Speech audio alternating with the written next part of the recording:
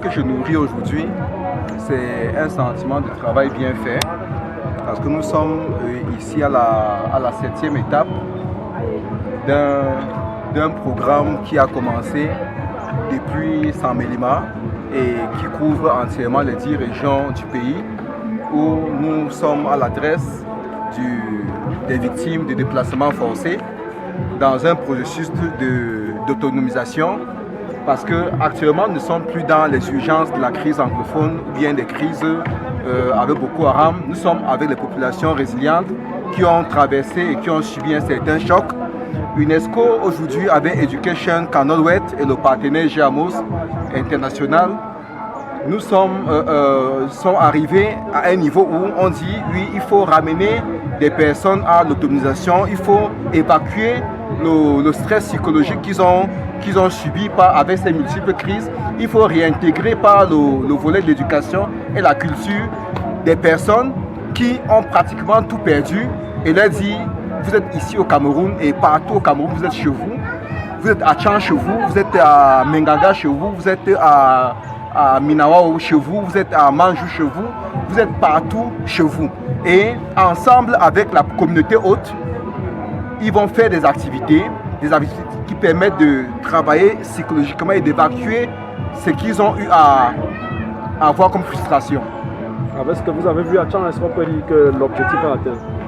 L'objectif est pleinement atteint ici à Tchan, puisqu'on voit un brassage culturel. Les activités ici intègrent la culture de ceux qui sont arrivés avec la culture de ceux qu'ils ont trouvés sur place.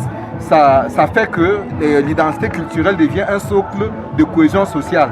Et c'est exactement ce que nos partenaires Education Canolwet qui soutient cet événement voudrait voir à la fin du process.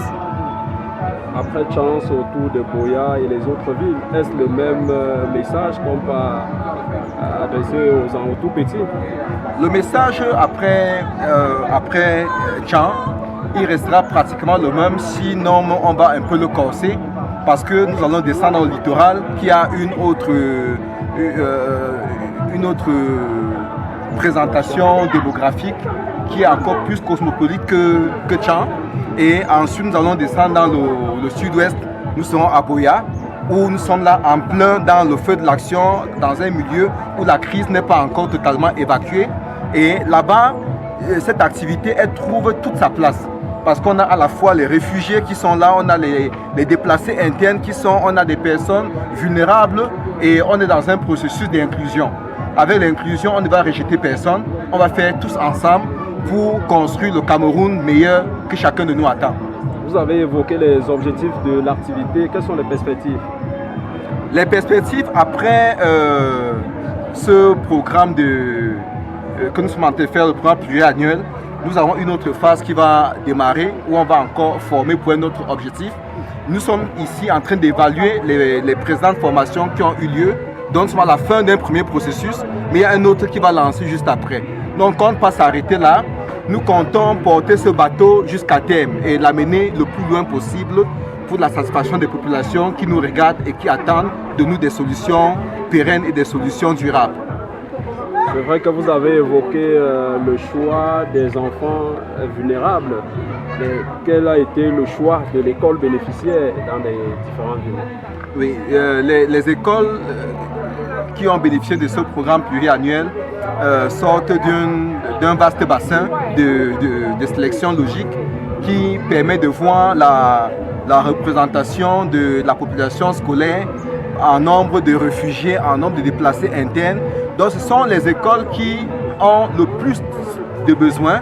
Comme l'école maternelle, on a vu le taux de déplacés internes très élevé qui ont bénéficié de ce programme dans chaque région.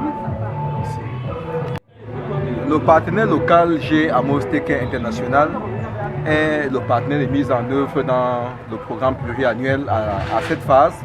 Et ce n'est pas un choix anodin à la fois pour Education Canolwet ou bien pour l'Organisation des Nations Unies qui est l'organisme qui est UNESCO. C'est une manière de nous renvoyer le témoin parce qu'ils ne viennent pas remplacer nos communautés. Ils viennent au Cameroun pour travailler avec les Camerounais. Ils viennent dans chaque localité pour travailler avec ceux qui font déjà ce travail. Or, notre organisation a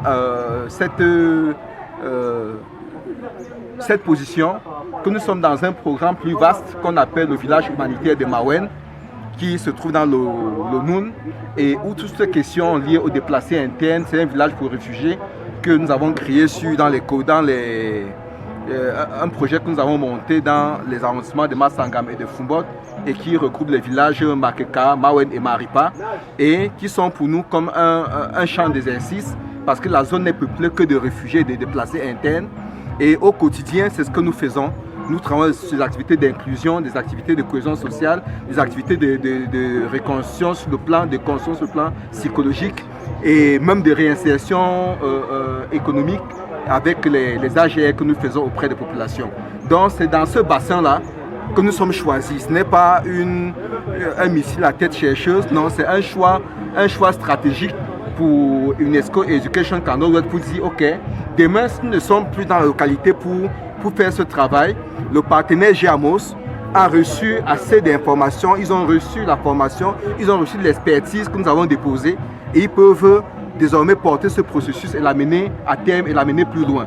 C'est pourquoi nous sommes aujourd'hui commis dans cet exercice comme le partenaire de coordination qui arrange ces événements dans les 10 régions du Cameroun.